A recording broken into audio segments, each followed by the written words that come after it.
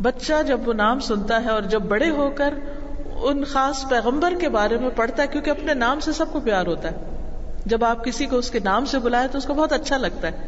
تو بچے کو بھی جب اس کے نام سے بلاتے ہیں اور پھر وہ اپنے نام کا مطلب جانتا ہے، اور پھر جب اس کو یہ معلوم ہوتا ہے کہ یہ فلاں شخصیت کا نام ہے، تو انکانشیسلی وہ اس کے بارے میں دلچسپی سے سنتا ہے، جانتا ہے، اور اس کی کچھ کوالٹیز اپنے اندر لانے کی کوشش بھی کرتا ہے.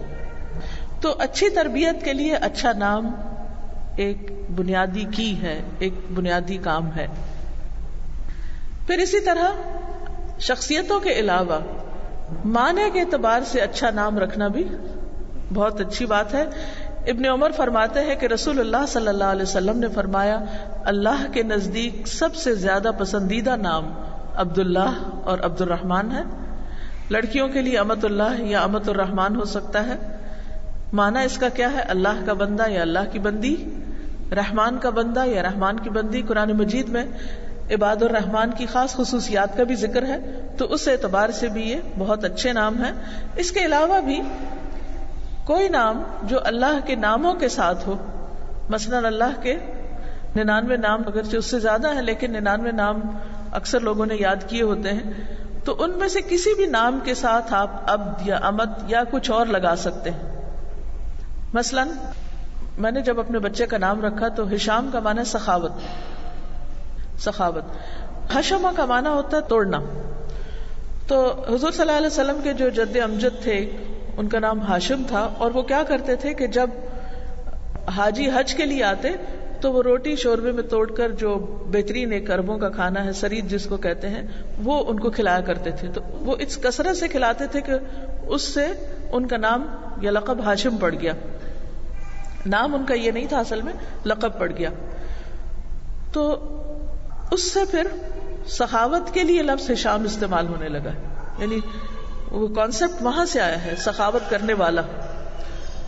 اب اس کے ساتھ آپ مثلا ہشام الرحمان رکھ سکتے ہیں کہ رحمان کی سخاوت، کہ اللہ نے ہم پر سخاوت کی ہے. تو ہم نے اس کا نام ہشام الہادی رکھا. الہادی بھی اللہ کی ایک صفت ہے، یعنی وہ جو ہدایت دینے والا ہے اس نے ہم پر ایک سخاوت کی ہے. تو اس سے آپ دیکھیے کہ اللہ کا نام بھی بیچ میں آ جاتا ہے، اور اللہ کا بندہ یا اللہ کی سخاوت یا اللہ کی نعمت یا بلیسنگ یا کچھ بھی آپ ساتھ لگا سکتے. اس سے تھوڑا ڈفرینٹ بھی ہو جاتا ہے لیکن مقصد پورا ہو جاتا ہے. کیونکہ ہر بچے کا نام تو عبد الرحمان نہیں رکھ سکتے آپ، یا ہر بچے کا نام عبداللہ بھی نہیں رکھ سکتے، کیونکہ اس طرح بعض اوقات یہ ہے کہ پھر وہ بہت سے لوگ ہم نام بھی ہو جاتے. لیکن اس سے قریب تر رہنے کے لیے اللہ تعالیٰ کے ناموں میں سے کسی نام کے ساتھ آپ عبد یا کچھ اور لگا سکتے ہیں. لیکن میک شور کہ بچے کا نام کا مطلب اچھا ہو، کیونکہ بعض اوقات ہم صرف اس لیے کہ وہ دوسروں سے مختلف نظر آئے ایسا نام رکھ لیتے ہیں جس کا مطلب کوئی نہیں ہوتا.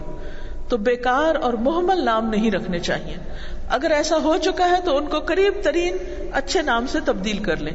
لیکن ہر بچے کو اس کے نام کا مطلب پتہ ہونا ضروری ہے. اس کو بتائیے، اس کو ایجوکیٹ کیجئے کہ یہ تمہارا نام ہے، یہ اس کا مطلب ہے، اس وجہ سے یہ تمہارا نام رکھا گیا ہے.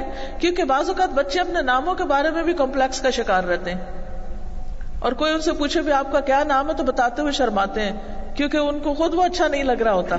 لیکن اگر آپ ان کو ایکسپلین کریں گے کہ اس کا مطلب کیا ہے تو وہ اس سے نکل آئیں گے باہر. پھر اسی طرح عقیقہ کرنا، یہ بھی بچے کا حق ہے. سمرہ بن جندب سے روایت ہے کہ رسول اللہ صلی اللہ علیہ وسلم نے فرمایا، ہر بچہ اپنے عقیقے کے عوض گروی لکھا ہوا ہے، یعنی پکڑا ہوا ہے، لہٰذا اس کی طرف سے 7ویں دن قربانی کیا کرو. اسی دن اس کا نام رکھا جائے اور اس کے سر کے بال مونڈے جائیں. تو ہر بچے کا عقیقہ کرنا ضروری ہے. اگر آپ کا عقیقہ نہیں کیا گیا اپنے پیرنٹس سے پوچھ لیجئے، تو آپ خود کر لیجئے. یہ ایک طرح سے بچے کی طرف سے صدقہ ہوتا ہے، اور بچے کی آئندہ تربیت کے لیے اور اچھی اسلامی اٹھان کے لیے ایک سنت کا پورا کرنا ہے. پھر بچے کو دودھ پلانا اور ماں کا دودھ پلانا یہ بچے کا حق ہے. آج آپ دیکھیں کہ اس پہ بہت سی کمپین چلائی جاتی ہیں اور مختلف طریقوں سے ماؤں کو قائل کیا جاتا ہے، لیکن بات یہ ہے کہ یہ ایک اسلامی کلچر ہے، اور ہماری اماں ہاجرہ کی بہترین مثال بھی ہے ہمارے سامنے، اور پھر نبی صلی اللہ علیہ وسلم کی اس پر تاکید، اور کس طرح دودھ نہ پلانا عورت کے لیے دنیاوی اعتبار سے تو نقصان دہ ہے ہی، لیکن اس کی آخرت کے اعتبار سے بھی نقصان دہ ہے۔ پہلی مثال حضرت ہاجرہ کی ہے ہمارے سامنے۔ ابن عباس رضی اللہ عنہ سے مروی ہے کہ اسماعیل علیہ السلام کی والدہ ان کو دودھ پلاتی تھی، اور اس مشکیزے سے پانی پیتی تھی جو ابراہیم علیہ السلام ان کے لیے چھوڑ کر گئے تھے، پانی جو ساتھ لائے تھے، سو تھوڑا تھوڑا پانی پیتی رہتی، اسی سے دودھ بنتا اور وہ بچے کو پلاتی۔ جب مشق کا سارا پانی ختم ہو گیا تو وہ پیاسی رہنے لگی، اور بیٹا بھی پیاسا رہنے لگا۔ یہ تو آپ سب کو معلوم ہے نا کہ عموماً ڈاکٹر ایڈوائز کرتے ہیں کہ جب آپ بریسٹ فیڈنگ کرنے لگے تو ساتھ اپنے جوس رکھ لیں، پانی رکھ لیں، کچھ بھی، کیونکہ جتنا لیکوڈ ماں لے گی اسی اعتبار سے پھر بچے کو بھی دودھ ملے گا۔ تو جب ماں کو پانی نہیں ملا تو بچہ بھی پیاسا رہنے لگا۔ اب وہ دیکھ رہی تھی کہ ان کے سامنے بچہ پیاس کے مارے، بھوک کے مارے زمین پہ لوٹ رہا ہے، تو ان سے دیکھا نہ گیا، وہاں سے وہ ہٹ گئی اور قریب ترین ایک پہاڑی صفا کے اوپر جا چڑھی، اور اوپر سے چاروں طرف دیکھا کہ کہیں کوئی پانی ہے، کوئی شخص ہے، کوئی انسان ہے، لیکن انہیں کوئی انسان نظر نہ آیا، کہیں پانی نظر نہ آیا۔ آخر وہ وادی میں اتر آئیں اور اپنا دامن اٹھا لیا، یعنی کپڑے سمیٹ لیے، اور بھاگنے لگ گئیں دوسری طرف مروہ پہ جا چڑھی۔ وہاں پہ چڑھ کے دوسری طرف سب کو دیکھا، کہیں دور دور کوئی بھی نظر نہ آیا، بالکل تنہا تھی اس چھوٹے سے بچے کے ساتھ۔ میں سوچتی ہوں دن تو گزر جاتا ہوگا، رات کو کیا کرتی، یہ سوچ کے بھی ہول آتا ہے۔ بہرحال بہت بہادر تھی، ماں کو بہادر ہونا چاہیے۔ اگر مائیں کاکروچ سے ڈرنے لگیں تو پھر بچوں کا کیا عالم ہوگا۔ تو بہرحال دوڑتی دوڑتی وہ دوسری پہاڑی پہ چڑھی، پھر واپس صفا پہ آئیں، پھر مروہ پہ گئیں، پھر صفا پہ، پھر مروہ، پھر صفا پہ، پھر مروہ پہ۔ اس طرح انہوں نے 7 چکر لگائے۔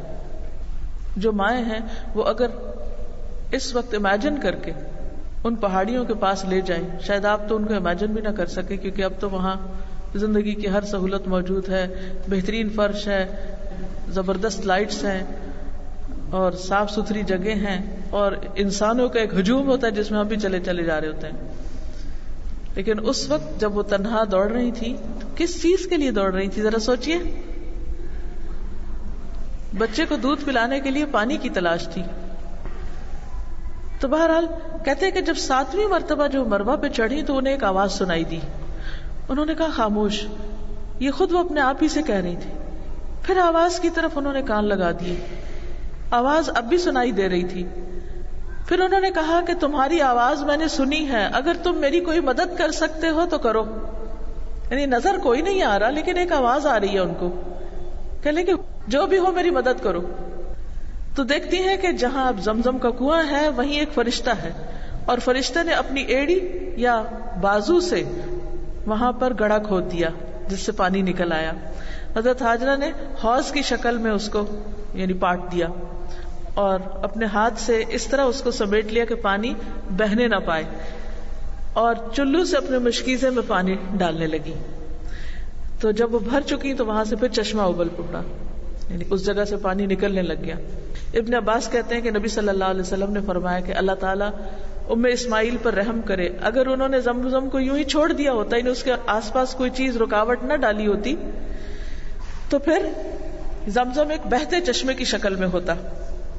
پھر ہاجرہ علیہ السلام نے خود بھی پانی پیا اور بچے کو دودھ پلایا۔ یہ ہاجرہ علیہ السلام کی وہ سٹرگل ہے جو بچے کو دودھ پلانے کے لیے وہ کر رہی ہیں۔ آج ہم میں سے کسی کو ایسی سٹرگل نہیں کرنی پڑتی، اور ہم چھوٹی چھوٹی باتوں پر بچے کا دودھ چھڑا دیتے، اور عموماً کیا کہتے، بچہ پیتا نہیں، اس کو پینا نہیں آتا۔ ہر بچہ شروع میں مشکل کرتا ہے، اور ماں کو بھی بڑی مشکل سے گزرنا پڑتا ہے، تکلیف دہ ہوتا ہے، سورز ہو جاتے ہیں، لیکن اس میں بہت بڑا اجر ہے۔ آپ دیکھیے کہ اگر آپ اپنا نہیں کسی گائے کا بھی دودھ صدقہ کریں تو وہ بھی بہت اجر و ثواب کی بات ہے، کہاں ماں جو ایک ایک سپ ایک ایک گھونٹ اپنے بچے کو پلاتی ہے تو ہر گھونٹ کے بدلے بہترین اجر لکھا جاتا ہے، وہ صدقہ شمار ہوتا ہے اس کے لیے جو خالصتاً اس کے اپنی طرف سے ہے۔ پھر ہمیں وہ واقعہ بھی یاد ہے کہ نبی صلی اللہ علیہ وسلم کے پاس قبیلہ غامد سے ایک عورت آئی، کہنے لگی اللہ کے نبی صلی اللہ علیہ وسلم مجھ سے بدکاری کا ارتکاب ہو گیا ہے، یعنی زنا ہو گیا ہے، میں چاہتی ہوں کہ آپ مجھے پاک کر دیں، یعنی دنیا میں ہی مجھے سزا مل جائے۔ آپ نے کہا واپس چلی جاؤ۔ وہ دوبارہ پھر آ گئی اور اعتراف کر کے کہنے لگی کہ مجھ سے برا کام ہو گیا ہے، آپ مجھے پاک کر دیں۔ آپ نے کہا چلی جاؤ۔ پھر آ گئی، کہا کہ شاید آپ مجھے بھی ماعز بن مالک کی طرح واپس بھیجنا چاہتے ہیں۔ اللہ کی قسم میں تو امید سے ہوں، یعنی میں پریگننٹ ہوں۔ فرمایا چلی جاؤ، جب بچہ پیدا ہو جائے تو پھر آنا۔ جب بچہ پیدا ہو گیا تو پھر آئی، بچہ بھی اٹھایا ہوا تھا۔ کہا اللہ کے نبی یہ بچہ پیدا ہو گیا ہے۔ فرمایا جاؤ اسے دودھ پلاؤ حتیٰ کہ یہ دودھ چھوڑ دے۔ چنانچہ جب اس کا دودھ بھی چھڑا دیا تو پھر بچے کو لے کے آئی۔ اس وقت بچے کے ہاتھ میں روٹی کا ٹکڑا تھا، کہنے لگی اے اللہ کے نبی صلی اللہ علیہ وسلم میں نے اس کا دودھ بھی چھڑا دیا ہے۔ تو آپ نے وہ بچہ ایک مسلمان کے حوالے کر دیا۔ آپ کہہ رہے تھے نا کہ اڈاپشن جائز ہے یا نہیں، اور اس عورت کے لیے گڑھا کھودنے کا حکم دیا، پھر سینے تک اسے اس میں اتارا گیا اور پھر اسے رجم کر دیا گیا۔ اس واقعے میں بہت کچھ سیکھنے کو ہے، لیکن جو خاص بات یہاں سمجھ میں آ رہی ہے وہ یہ کہ آپ صلی اللہ علیہ وسلم نے اس بچے کی زندگی کا حق اس کو دیا، پیدائش، اور پھر حق رضاعت کہ وہ دودھ پی لے، اور اس وقت تک اس کی ماں کو زندہ چھوڑ دیا۔ اور دوسری طرف آپ دیکھیے کہ ان لوگوں کا ایمان کیسا ایمان تھا۔ آج اگر آپ نے کسی کرمنل کو پکڑنا ہو تو اس کے لیے کیا کچھ نہیں کرنا پڑتا، اور وہاں ایک عورت، اس کو کوئی پکڑنے والا نہیں، کوئی پوچھنے والا نہیں، کوئی کچھ کہنے والا نہیں، وہ خود آ رہی ہے اور بار بار آ رہی ہے، کیونکہ اسے معلوم ہے کہ اگر دنیا میں سزا مل جاتی ہے تو یہ اس کی آخرت کے عذاب کا کفارہ ہو جائے گا، اور اس کا ضمیر اس کو چین نہیں لینے دیتا، اور وہ نبی صلی اللہ علیہ وسلم کے پاس حاضر ہو کر اپنے آپ کو پاک کرواتی۔ پھر اسی طرح یہ ہے کہ بچے کو دودھ پلانا جہاں نیکی کا کام ہے، احسان ہے، ماں کی ایک اپنی تڑپ اور ایک طلب ہے، اور اسلامی حکومت کی بھی ذمہ داری بنتی ہے، لیکن اس کے ساتھ یہ کہ یہ بھی یاد رکھنا چاہیے کہ جو عورتیں بلا وجہ جان بوجھ کر بچے کو دودھ نہیں پلاتی وہ دراصل گناہ کا ارتکاب کرتی۔ اس کے لیے حدیث ہے سلسلۃ الاحادیث الصحیحہ سے، ابو امامہ باہلی کہتے ہیں کہ میں نے رسول اللہ صلی اللہ علیہ وسلم کو یہ فرماتے ہوئے سنا کہ میرے پاس دو آدمی آئے، انہوں نے میرا بازو پکڑا اور مجھے ایک دشوار گزار پہاڑ کی طرف لے گئے۔ انہوں نے کہا کہ اس پہ چڑھو۔ میں نے کہا مجھ میں تو اتنی طاقت نہیں کہ اس پہ چڑھ سکوں۔ انہوں نے کہا کہ ہم تمہارے لیے آسانی کر دیں گے۔ تو میں نے چڑھنا شروع کر دیا۔ جب میں پہاڑ کی چوٹی پر پہنچا تو شدید قسم کی آوازیں سنائی دی۔ میں نے پوچھا یہ آوازیں کیسی ہیں؟ انہوں نے کہا کہ یہ جہنمیوں کی چیخ پکار ہے۔ وہ مجھے لے کر آگے بڑھے اور ہم ایسی عورتوں کے پاس سے گزرے کہ سانپ ان کے پستانوں کو نوچ رہے تھے، سانپ ان کے بریسٹ کو نوچ رہے تھے۔ میں نے پوچھا یہ عورتیں کون ہیں؟ کہا یہ اپنے بچوں کو دودھ نہ پلانے والی عورتیں، یہ اپنے بچوں کو دودھ نہ پلانے والی عورتیں۔ عام طور پر دودھ کیوں نہیں پلایا جاتا؟ تاکہ عورت کا حسن، اس میں کوئی کمی بیشی نہ ہو، اس کے فگرز خراب نہ ہو، یہ ایک بہت بڑی وجہ بنتی، یا محض سستی اور کاہلی۔ تو یہ بچے کو اس کے حق سے محروم کرنا ہے۔ تو اس پر آپ دیکھیے کہ کتنی بڑی وعید ہے۔ اور اب آپ دیکھیے کہ آج کل تو بہت سی ایسی بیماریاں بھی ہیں کہ جو اس وجہ سے خواتین کے اندر پیدا ہوتی ہیں کہ وہ بچے کو اس کا حق نہیں دیتی۔ یاد رکھیے کہ کسی کو اس کا حق نہ دینا ظلم ہے۔ بچہ معصوم ہوتا ہے، وہ خود سے چھین نہیں سکتا اپنا حق، لیکن یہ ماں کا فرض بنتا ہے کہ وہ قربانی کر کے بچے کو اس کا حق دے، اور یہ اللہ تعالیٰ کا ایک فطری نظام ہے، یہ ایک فطری نظام ہے، اس میں خلل نہیں ڈالنا چاہیے۔ اور اس سے صرف یہ نہیں کہ فزیکل ڈیزیزز ہوتی، بہت سی ذہنی بیماریاں، ڈپریشن اور غم اور خوف کی کیفیت بھی پیدا ہوتی۔ کیونکہ بچے کو دودھ پلانا جو ہے وہ بذات خود ایک بہت یعنی سیٹسفیکشن کا ذریعہ ہے.